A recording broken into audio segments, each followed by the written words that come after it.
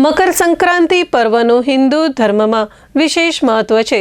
સંક્રાંતિના દિવસે કરાયેલા દાનને મહાપુણ્યકારી માનવામાં આવે છે। ખાસ કરીને રાશિ પ્રમાણે દાન કરવાથી શુભ ફળ પ્રાપ્ત થાય છે તેવું ધર્મગ્રંથોમાં વર્ણવવામાં આવ્યું છે। આ વિષય અંગે ભગવતી ધામના મહંત શ્રી રાજુભાઈ જોશીએ ચંચળ ન્યૂઝ સાથે વાતચીત કરી હતી। महंत राजूभाई जोशीए जणाव्युं हतुं के मकर संक्रांतिए सूर्य भगवान मकर राशि में प्रवेशे छे, जे धर्म पुण्य अने आत्मिक उन्नति माटे उत्तम समय गणाय छे। आ दिवसे तल, गोळ, अन्न, वस्त्र, कंबल, घऊं, चोखा अने दाळ जेवा द्रव्योनुं दान करवाथी विशेष पुण्यफळ प्राप्त थाय छे।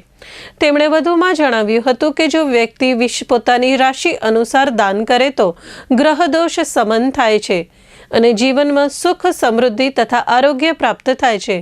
મકર સંક્રાંતિએ જરૂરિયાતમંદોને દાન આપવું એ માત્ર ધાર્મિક કર્તવ્ય નહીં પરંતુ માનવ સેવાનો શ્રેષ્ઠ માર્ગ છે। તો રાજુ જોશી, ભગવતી ધામ ભુજ। સનાતન ધર્મની અંદર તહેવારોનું ખૂબ મહત્વ છે, પરંતુ એ તહેવારોને વૈજ્ઞાન અને ભૌગોલિક સાથે પણ વણી લેવામાં આવે છે। આવું જ એક આપણું પર્વ છે, આપણે મકર સંક્રાંતિ ઉજવીએ છીએ, જે એક ભૌગોલિક, આધ્યાત્મિક, વૈજ્ઞાનિક આ ત્રણેયનો સંગમ એટલે મકર સંક્રાંતિ।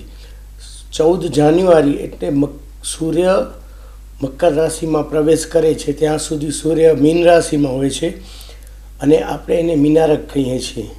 વર્ષની અંદર 2 વાર આવા દિવસો આવતા હોય છે। અત્યારે મીનારક મીન રાશિમાં હોય છે એટલે મીનારક, અને ધન રાશિમાં જ્યારે સૂર્ય આવે ત્યારે ધનારક, જે હોળી પછીના કમૂરતા કહેવાય છે। સૂર્ય સતત ભ્રમણ કરે છે। જો સૂર્ય સ્થિર થઈ જાય તો પૃથ્વીને પણ સ્થિર થઈ જાય, જીવજંતુ બધા જ, એટલે સૂર્યને સતત ભ્રમણ કરતા હોય છે। આ સૂર્ય ભગવાન વલસાડ પાસે આવેલી તાપી નદીમાં પોતાના ઘોડાઓને પાણી પીવડાવવા માટે રોકાય છે અને ત્યાં તેઓ રોકાણ કરે છે, પરંતુ તેઓએ પૃથ્વીની ચિંતા કરતાં ભ્રમણ માટે ગધેડાનો આશરો લીધો હતો, જેથી આ માસને ખરમાસ પણ કહેવામાં આવે છે। અત્યારે જે સૂર્યનું ભ્રમણ છે એ વિજ્ઞાન અને ગ્રહમાન સાથે પણ અસર કરે છે। સૂર્યનો જે 14 જાન્યુઆરીએ જ સંક્રાંતિકાળ મકર રાશિમાં પ્રવેશ કરે છે, જે એક ભૌગોલિક બનાવ છે અને એમાં કોઈ જ ફરક નથી હોતો કે 14 જાન્યુઆરી એટલે 14 જાન્યુઆરીએ જ પ્રવેશ કરતો હોય છે। આ દિવસે હિન્દુ સનાતન ધર્મ મુજબ દાનનું ખૂબ મહત્ત્વ છે। અત્યારે આપણે જોઈએ છીએ કે કપરો કાળ ચાલે છે, વિશ્વયુદ્ધ જેવી તૈયારીઓ ચાલે છે, તો આ વખતનો મકર સંક્રાંતિનો કાળ એવો કે છે કે આ બધું શક્ય બનવાનું છે, એટલે કે કપરો ટાઈમ છે, પરંતુ આ કપરો ટાઈમ આપણો સુખરૂપ પસાર થઈ જાય, બીજી સંક્રાંતિ કાળ સુધી આખું વર્ષ આપણું સારું થાય એવી રીતે અત્યારે જે ગ્રહોની જે ફેરાફેરી થાય છે। દાખલા તરીકે કુંભ રાશિમાં અત્યારે રાહુ છે, તો એની આગળની રાશિ, પાછળની રાશિ સૂર્ય, ચંદ્ર, અને સાથે સાથે જે શનિની પનોતીકાળનો જે સમય ચાલે છે એનાથી આપણે મુક્ત થઈ જઈએ, હળવું આવી જાય, કોઈ વધારે પડતું સંકટ ના આવે, એના માટે આ તલનું ખૂબ મહત્ત્વનું છે। આ દિવસે આપણે તલને પાણીમાં નાખી અને સ્નાન કરવું જોઈએ।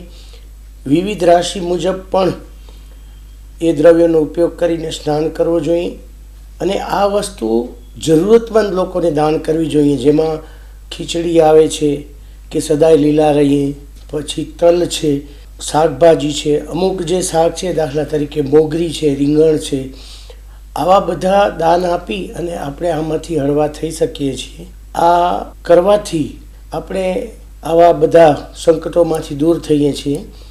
હવે સૂર્ય ભગવાનને જે આ દિવસોને કમૂરતા પણ કહે છે, પરંતુ આ કમૂરતા માત્ર તાપી નદી સુધી જ છે કે કચ્છ ગુજરાતને લાગુ પડે છે કે કોઈ શુભ પ્રસંગો થતા નથી, પરંતુ આગળ વલસાડથી આગળ મુંબઈ, ગંગાની ઉત્તર બાજુ, પછી સાઉથની અંદર આ બધી જગ્યાએ જે શુભ કાર્યો થતા હોય છે જ્યાં કમૂરતા નડતા નથી અને સૂર્ય ભગવાનનું ગુજરાતમાં રોકાણ એટલે ત્યાં સુધીનો જે સમય છે 1 મહિનો રોકાયા હતા, જેથી અને ત્યારે સૂર્ય મીન રાશિમાં હોવાથી આ પ્રથા ચાલુ છે.